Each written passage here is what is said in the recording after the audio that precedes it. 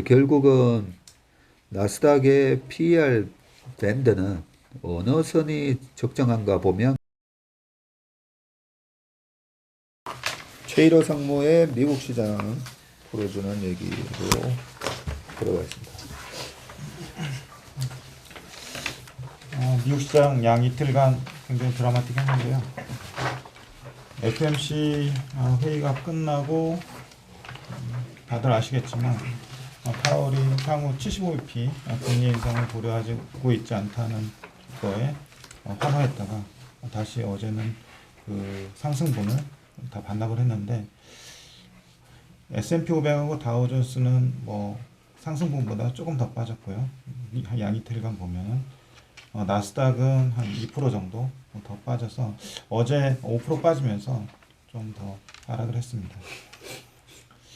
그 눈여겨 볼 만한 그 매크로 지표 중에 이제 금리가 있는데 금리가 계속 10년물 기준으로 장중에 3% 넘었다가 장 마감 때는 3% 미만으로 끝나고 했는데 어제 장 마감 후에 3.04%로 끝나서 앞자리가 바뀌는 상황이 발생을 했고요. 다른 그 회사채나 하이힐드도 역시 계속 상승을 하고 있어서 전반적인 시장은 좀 제가 보기에는 금리가 좀 압박을 좀 주고 있는 것 같고요.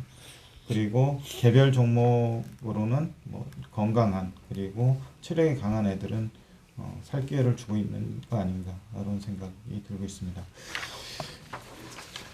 따로 나눠드린 자료 보시면은 나스닥하고 비슷하게 움직이는 자산이 있는데 바로 비트코인입니다. 그래서 굉장히 동행성이 강하고 상관관계도 강합니다.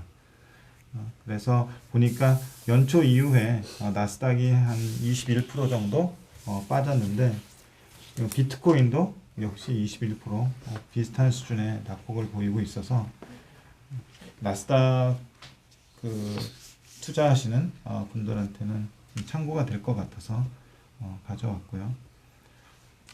FOMC 미팅에 대해서 많이 알려져 있는데 프레스 릴리스도 보고 또 그 이후에 파월이 1시간 동안 기자들과 하는 기자회견도 좀 봤는데 파월 기자회견 중에 이런 질문과 답변이 있었습니다.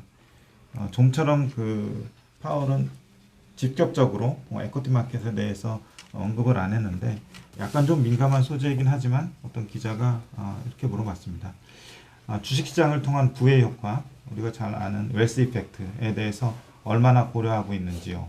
그리고 주식시장이 연초 이후 하락하고 있는데 가계 소비에 영향을 미칠 만한 수준이라고 생각하는지요. 주식시장을 지탱시킬 만한 무엇이 필요하다고 보는지요. 이런 식으로 물어봤습니다. 굉장히 직접적인 질문이었는데 파월은 약간 막연하고 애매하게 또 제너럴하게 좀 넘어가는 모습이었습니다. 답변을 뭐 참고로 보자면 소비는 금리에 민감하고 자산 가치도 전반적으로 큰 영향을 미칩니다. 자산 가치도 소비에 큰 영향을 미친다는 얘기고요. 아시다시피 우리는 주식시장이나 주택시장 같은 어느 한 시장을 주시하기보다는 전반적으로 금융환경, 파이낸셜 컨디션에 초점을 맞춥니다. 그래서 어떤 시장의 등락에 집중하거나 현재 수준이 괜찮은지 나쁜지에 대한 시각을 가지려고 하지는 않습니다. 전반적인 금융환경을 측정하는 다양한 지표들을 관찰하고 있을 뿐입니다. 거기에는 주식시장, 채권시장을 포함해서 크레딧 스프레드 같은 지표들이 있습니다. 이런 식으로 해서 주식시장의 어떤 등락에 대해서는 관찰을 하고 있지만 주식시장뿐만 아니라 채권시장, 주택시장 등 전반적인 금융시장에 대해서 관찰을 하고 있고 관련 지표들을 보고 있다라고 하면서 특별히 주식시장에 대해서만 신경 쓰진 않는다. 이런 쪽에 어떤 코멘트를 해서 약간 여기에서 좀 시장에 대한 좀 프렌들리한 코멘트가 좀 나왔으면 하는 바람이 있었는데 좀 그러지는 못했던 것 같고요. 어쨌든 그 파월 기자회견 중에서 조금 그 새로운 것을 좀 있는 것 같아서 가져왔습니다. 참고하시면 될 것 같고요.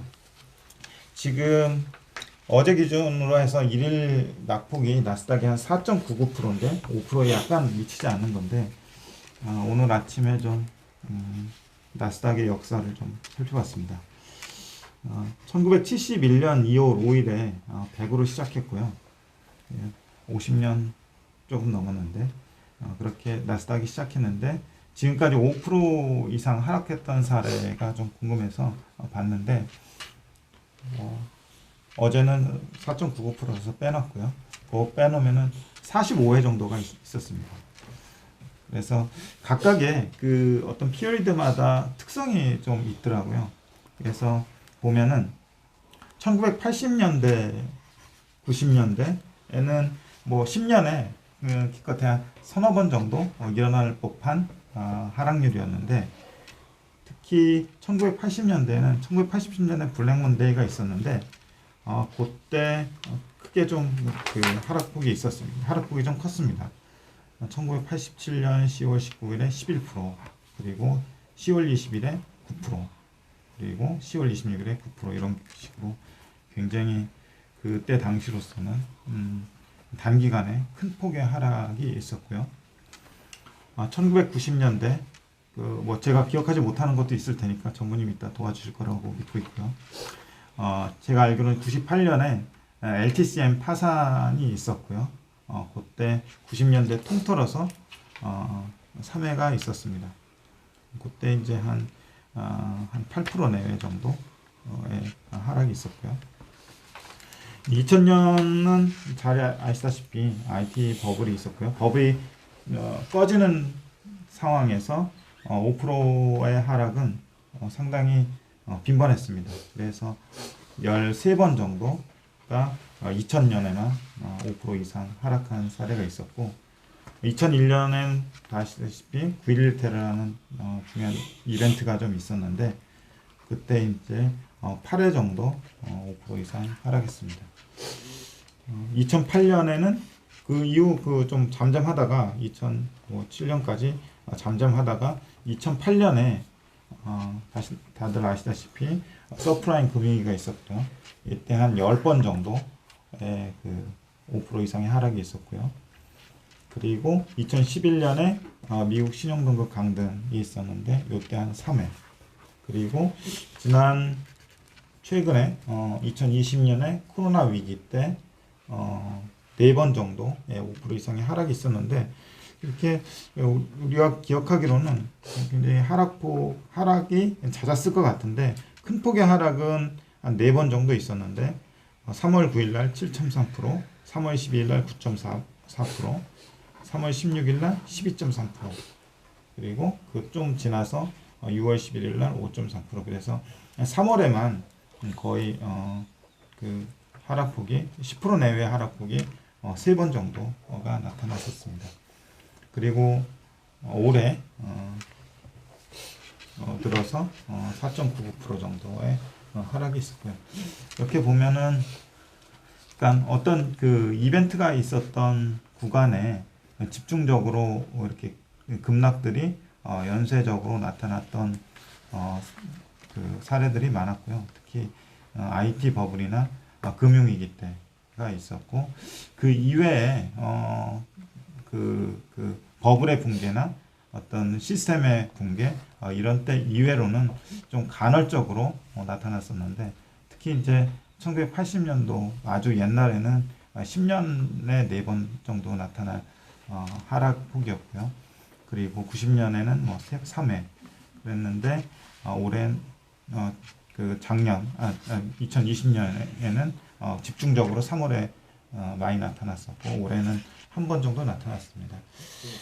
그래서 이렇게 보면은 버블의 붕괴나 금융 위기가 아니면은 그 이런 정도의 큰 폭의 하락은 좀 이례적인 거라고 좀 보여지는데 그 뒤에 보시면은 나스닥 P 밸류에이션을 지난번에 2000년 이후부터 블룸버그에서는 2000년 이후부터 제공하지 않아서 다른 데서 이렇게 구해왔는데 모 증권사에서 데이터 스트림 자료를 뽑아줘서 90년도부터 구할 수 있었습니다. 네, 대체로 그 기관마다 리서치 기관마다 좀 다르긴 한데 IT 버블 때는 한 70배 내외 정도의 그 PER 상승이 있었고요. 그게 꺼지면서 뭐 한 10배 정도까지 갔다가 지금 24배, 25배 수준에서 거래되고 있어서 IT 버블과는 굉장히 뭐 판이하게 지금 PR 밸류에이션은 그렇게 높다고 보기는 좀 어려운 것 같고요.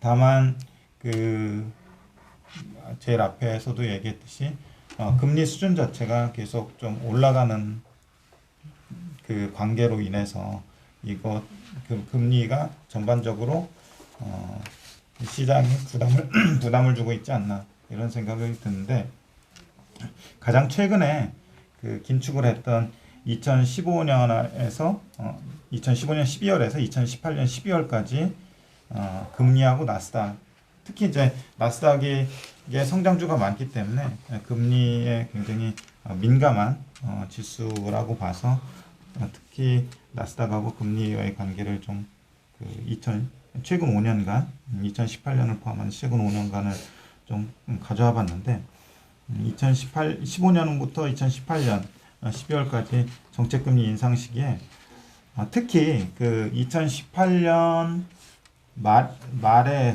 그 10월에서 12월 사이에 정책금리 결과적으로 보면 정책금리 인상 마지막 시기에 나스닥이 24%가 하락을 하게 됩니다. 그래서 지금 어쨌든 그 정책금리 그 인상 초기지만 그 어느 정도 스케줄이 나온 상황에서 시중금리는 그 앞으로 있을 금리까지 다 반영하면서 이게 증시에도 선반영이 되고 있지 않나라는 생각이 들고요. 역시 결과론이지만 그 2018년 그 말쯤에 그 10년물 국채금리가 3% 돌파한 이후에 나스닥이 상당히 약했었고 그 이후 한 24% 정도 하락을 하면서 공교롭게도 그 금리가 그 금리 정책이 변곡점을 맞이하고 시장 금리도 같이 하락을 하면서 나스닥의 하락세도 진정이 되는 그런 상황이 발생을 하고요. 지금 현재 그럼 국채 금리 말고 회사채 금리의 수준은 어떤가? 이렇게 보면은 지금 이거 바뀌었는데요. 그 AAA 채권이 그 밑에 차트로 보시면 될 것 같습니다. AA 채권이 무디스 등급 기준 AA 채권이 4.08%를 기록을 하고 있고요. 그리고 무디스 BAA 채권이 5.01%. 그러니까 이 그 회사채도 지금 앞자리수가 바뀌었습니다.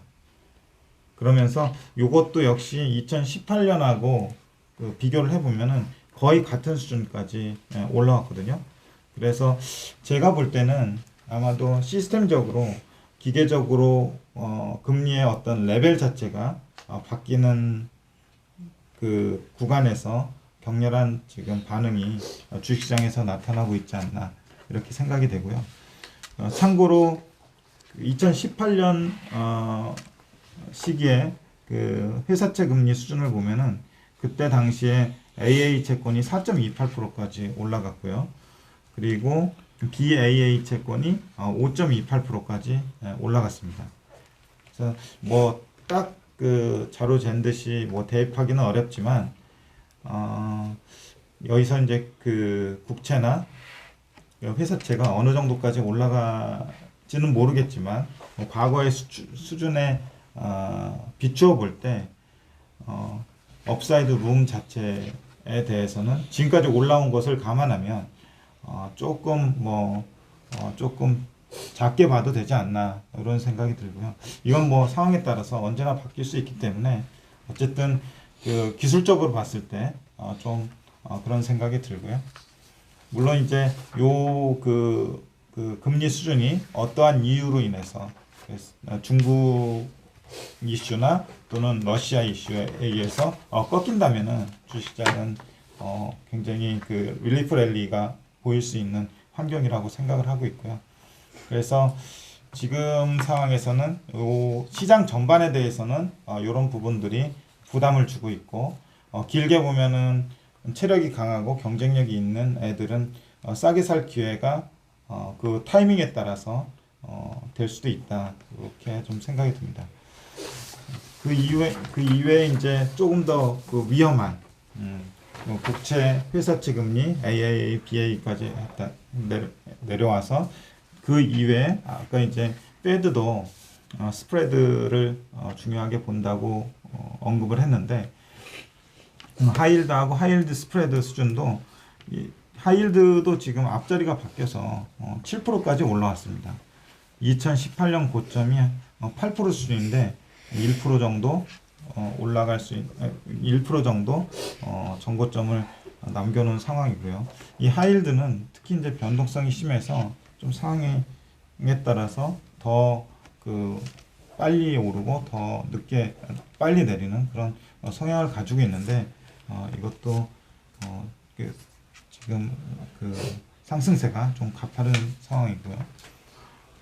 계속해서 하이힐드 스프레드도 보는데, 최근에 하이힐드 스프레드도 3%대에서 4%대로 앞자리가 바뀌었는데, 이것도 2018년 고점과 비교해 보면 2018년 고점에는 5.4% 수준까지 올라갔었고요. 지금 4% 수준을 유지하고 있습니다. 전반적으로 금리 레벨의 앞자리가 바뀌면서 일어나는 상황이 아니었나, 이런 생각이 들고요. 정책적으로든 또는 매크로적으로든 뭔가 이 부분을 좀 달래주는 시그널이 있다면 증시 전체적으로는 좀 진정이 될 것 같고요. 물론 그 많이 빠진 것만으로 해서 테크니컬 리바운드도 나올 수 있는 상황이라고 생각을 하기 때문에 모든 가능성을 열어둘 필요가 있을 것 같습니다. 이상입니다. 내용 되게 좋은 자료를 만들어 오셨네. 비트코인하고 나스닥하고 굉장히 상관관계가 높고, 그죠? 그리고 나스닥이 5% 이상 하락했던 사례, 이렇게 표로 한눈에 보기 좋게 딱 만들어 와서 제가 이거 제 책상에다가 붙여놔야 되겠다, 이런 생각이 들고, 여기서 이제 우리가 얻을 수 있는 인사이트가 2000년도에는 왜 이렇게 5% 이상 하락이 많았을까, 그 부분에 대해서 이제 밸류에이션 테이블을 만들어 오셨잖아요, 그죠? 그 과거 닷컴 버블 때 이제 뭐 거의 PER이 80배 뭐 요런 얘기도 있었었는데, 그 측정하는 방식에 따라서 조금씩 다를 수가 있는데 68.3을 기록했다고 지금 나와 있고, 그죠? 그리고 이 PER 밴드를 보시면 이 68.3이 10배까지 이제 떨어졌다라기보다는 요때는 금융위기의 밑으로 이제 또 패닉 셀링이 있었던 거니까, 그죠? 결국은 나스닥의 PER 밴드는 어느 선이 적정한가 보면 그냥 20배다, 그죠? 보면 20배에서 이제 왔다 갔다 하는 게 맞는데, 90년도 후반에는 실질적으로 그때 IT가 굉장히 호황이었었고, 꼭 닷컴뿐만 아니라 그때 이제 PC가 당시에 굉장히 고성장이었어요. 90년대 이제 대학 다니신 분들은 아시겠지만, 제가 89년도에 대학 들어갔을 때가 이제 386. 요즘은 정치권에서 뭐 386 세대 뭐 이런 얘기 하는데, 386에서 그 다음에 486, 586 뭐 이런 식으로 PC도 굉장히 성장 속도가 빠르고, 퍼스널 컴퓨터잖아요. 원래 한 명당 하나씩 이제 컴퓨터를 가지는 시대가 도래한 게 이 90년대 후반까지 그런 고성장하던 국면이었기 때문에, 이 나스닥의 PER 밴드도 18배 정도에서 약간 이렇게 우상향하는 그림이었잖아요. 한 9년까지는. 그러다가 이제 마지막 이 거품이 닷컴에다가 지난번에 제가 Y2K가 있었다 했잖아요. 그죠? Y2K 거품까지 합치면서 Y2K도 상당한 공포감을 자극하면서 2000년부터 어떤 크게 시스템상의 교란이 오지 않을까 그런 공포감에 나왔던 패닉 바잉이었거든요. 패닉 바잉. 그 거품이 이제 다시 제자리를 잡은 게 2003, 4, 5, 6 요때 당시는 이제 골디락스로 미국 시장 역시 계속 우상향하면서 올라갈 때니까 그때 PER 멀티플이 얼마였나 보면 딱 22배, 3배였던 거죠. 그렇게 보면 2013, 14년부터는 이제 아마존부터 마이크로소프트 같은 기업들이 클라우드라는 새로운 또 혁신 제품 그리고 애플이 스마트폰 등등 해가지고 이제 플랫폼 기업들의 본격적인 성장이 또 나오던 시기였기 때문에 PER이 또 마치 90년대 후반처럼 이렇게 우상향하잖아요.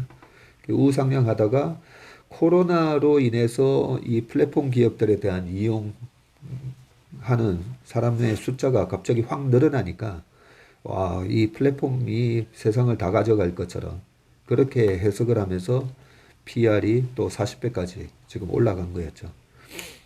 그 부분에 대한 거품이 다행스러운 거는 닷컴처럼 99년, 2000년 초처럼 이때 나스닥이 딱 98년 이렇게 눌림목 줬었던 98년 8월 달에 아까 말씀하셨듯이 러시아 디폴터랑 롱텀 캐피탈의 청산이 98년 8월부터 10월 달에 있었던 일이에요. 그것 때문에 이제 나스닥 역시 2100에서 1200까지 빠졌다가 1400 빠졌다가 그러고 나서 5000배까지 올라가는데 딱 1년 반 만에 올라간 거였거든요. 이 엄청난 거품에 대한 이제 부분을 다 토해내야 되다 보니까 2000년도부터 보면 이렇게 5.5% 이상 하락이 계속 나왔던 거죠. 1년에 지금 13번 나왔네요. 13번 동안에 보면 5.6, 7.6, 9.7 이 거품을 우리가 이해를 하고 있어야 되고 지금도 이제 시장에 대해서 왈가왈부가 많잖아요. 시장에 대한 왈가왈부가 많은데 중요한 거는 내가 지금 투자하고 있는 이 시장이 어느 정도 거품이냐 아니면 적정한가 이 프라이싱을 할 줄 알아야 되는데 다들 그걸 안 하고 자꾸 뭐 물가랑 저것만 얘기하니까 사람들이 이제 우왕좌왕하는 거라고 생각합니다. 그런 측면에서 지금 나스닥의 PER이 24.8배네요. 그죠? 예, 이게 포워드 기준이겠죠. 예, 아무래도. 맞습니다. 예. 포워드 기준이면 실질적으로는 이익이 훼손될 수도 있고 어쩔지 모르기 때문에 이 90년대 후반에 그 IT가 고성장하던 시기라 이렇게 맞물려서 이렇게 생각해 보면 다행스러운 거는 닷컴 버블 시절에 마지막 99년도에 그 거품이 없었다는 점이 다행이고요. 그 거품이 심하면 심할수록 이게 회복하는데 좀 시간이 많이 걸리는데 지금 수준으로는 어느 정도 이제 제자리를 찾아오고 있는데 약간 평균 밴드로 보면 한 22배 그렇죠. 예, 여기서 나스닥 지수가 한 5% 정도 추가적인 뭐 많이는 한 10% 정도까지도 얼마든지 조정은 받을 수 있겠다. 뭐 이런 생각이 듭니다. 여기서 이제 제가 우리 최성모님한테 조금 부탁하고 싶은 게 그 미국도 보면 이제 마진 트레이딩을 많이 하잖아요, 그죠? 우리나라 시장도 그렇고 마지막 이 그 바닥을 누가 잡아주느냐면 그 마진 콜이 들어오면서 바닥이 나오는 거거든요. 지금 딱 하나 우리 시장하고 미국 시장에 있어서 조금 신경 쓰이는 부분이 이 마진 트레이딩의 규모가 굉장히 커졌어요. 19년도까지만 하더라도 우리나라 신용의 규모가 4조에서 6조에서 왔다 갔다 했는데 지금 이번에 26조 갔다가 지금 21조 하고 있잖아요. 그리고 미국도 보면 마진 그 트레이딩 비율이 굉장히 올라갔더라고요. 그 마진 뎁 비율이 어느 정도까지 빠지는 게 맞고 그 부분에 대한 이제 패닉 셀링이 나왔을 때 나오는 지표들 그런 부분들이 이제 뭐 빅스 지표 같은 게 있긴 하겠지만 그래서 그 마진 뎁 부분 있잖아요. 예. 네, 그것도 찾아보면 다 예. 나오니까 알겠습니다. 그 부분으로 다음 주에 한번 얘기를 해주시면 고맙겠습니다. 네, 감사합니다. 그러면 운영회의도 넘어가겠습니다.